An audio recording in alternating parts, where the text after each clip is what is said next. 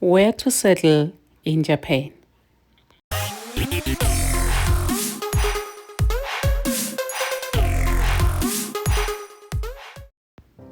Hello everybody, welcome to yet another episode on the Kuminong Traveling and Lifestyle channel. I wanna appreciate all the subscribers. Thank you so much, big up to you guys, you keep this channel going. If you're new here, you're welcome. Please do subscribe. In today's episode, I just wanna take us through the Japanese regions, the prefectures, and what type of housing do we have in Japan. Let's get into it. To start with, Japan is divided into 9 regions, namely Hokkaido, Tohoku, Kanto, Chubu, Kansai, Shikoku, Chugoku, Kyushu, and the islands of Okinawa.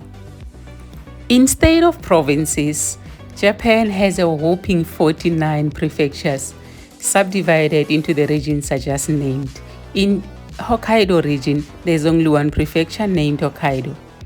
In Tohoku region, there are 6 prefectures: Aomori, Iwate, Miyagi, Akita, Yamagata, and Fukushima. In Kanto region, there are 7 prefectures named Ibaraki, Tochigi, Gunma, Saitama, Chiba, Tokyo, and Kanagawa. In Chubu region, there are 9 prefectures, namely Niïgata, Toyama, Ishikawa, Fukui, Yamanashi, Nagano, Gifu, Shizuoka, and Aichi. In Kansai region, for example, there are 7 prefectures, namely Mie, Shiga, Kyoto, Osaka, Hyogo, Nara, and Wakayama.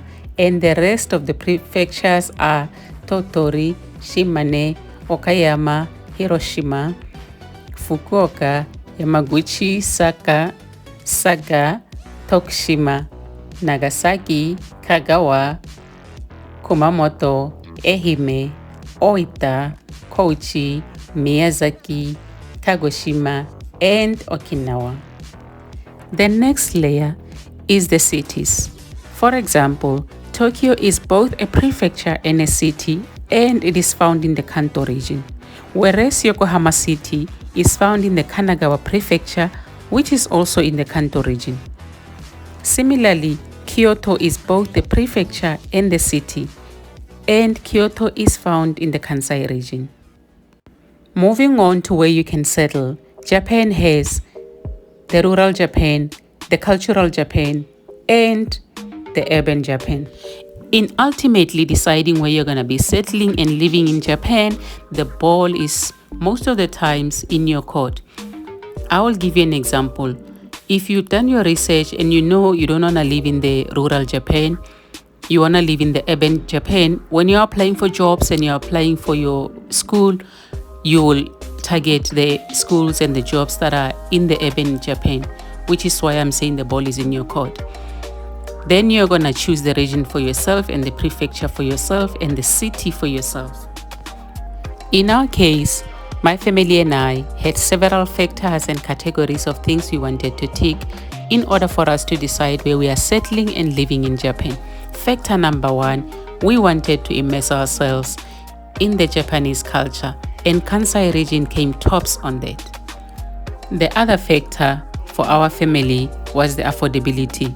We looked into the cities and did our research and found that if we wanted to live in Tokyo, for example, it will be way too expensive and the living accommodations are small. You pay high amount of money for small living spaces. And for that reason, Kansai region also came tops for us. And also, our other determining factor was the fact that we wanted to study in the top best universities. As you know, Japan has approximately 720 something universities, private universities, and government-owned universities. We wanted to study in the top 5 universities, and for that we had to choose the region and the prefecture that is going to be both affordable, allow us to experience the Japanese culture while we are studying in the top best universities. If you're coming here and you're coming for your job, you will have your reasons for why you're doing that.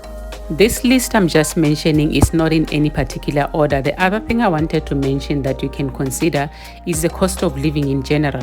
For example, if you choose to live in the rural areas, you're going to be forced or you're going to need to have transport. And if your budget doesn't allow you to own a car and you live in the rural area, where transport system is not that efficient and is not effective or is not fast enough for you to get to where you want to go, you're going to be forced to want to buy a car.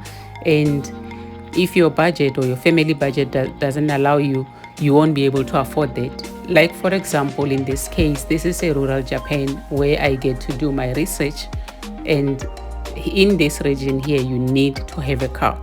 So if you were to choose to live here, the cost of living, other things will be cheaper and accommodation will be affordable, but you will have to buy a car. And if you are not in position to do that, I would advise that you stay away from such options, unless if your work or you have somebody sponsoring you and they are allowing you or they provide you with a car. Like in the situation of Japanese English teachers, those who are posted in the rural areas, they are subsidized a car or they are given a company car. Then, in terms of the types of housing, for long-term staying, there are two types of housing that you can consider when you're coming to live in Japan. There are flats, flatlets, and some of those flats, they are quite big. They are called the mansions. And there are houses. The houses, they differ in sizes. Some they do have yards, some they don't have yards. So if you stick around and you stay on this channel, I will start introducing and taking you through the type of houses. What does a typical house look like inside, the house with a yard, and also I will get to show you what does a Japanese mansion look like, because I do have experience in living in those kind of housing. For short-term staying, there are several types also. There is apart hotels that you can book through your booking apps, and also your Airbnbs, your typical Airbnbs. And then for shorter period, like short to medium terms, we have what we call the share houses. They come in sizes and in different shapes and in different pricing ranges as well. When I do the episode on that, I will get to leave the description in the link for the types of places where you can go and check them out, because some of them, they are very, very, very nice, and you just get to share the house and you have a better living space if you need company around you. And also I will get to show you the type of rental when it's just two people, like the Leo Palaces and stuff like that. So please stick around. I will get to introduce you to that. For us, we ended up deciding to stay in the Shiga Prefecture because we wanted to be closer to our school in the Kansai region, which is in Kyoto. So we decided we want to experience Japan. We want to go see Japan and visit all over the places. So we are going to have a base and have a 24 months lease agreement in the Kansai region at the beginning. When we renew, we'll decide later on. But as a base home, we decided on a place called Hiedaira. It's in Otsu. This is the place actually, what it looks like. I just thought, let me take you guys through what it looks like and why did we decide on this kind of a place. Because we explained that we are coming with our children, we needed to consider the fact that we are a family of 5 and we don't want to live in a typical small Japanese apartment in Kyoto, because that's what mainly you're going to find.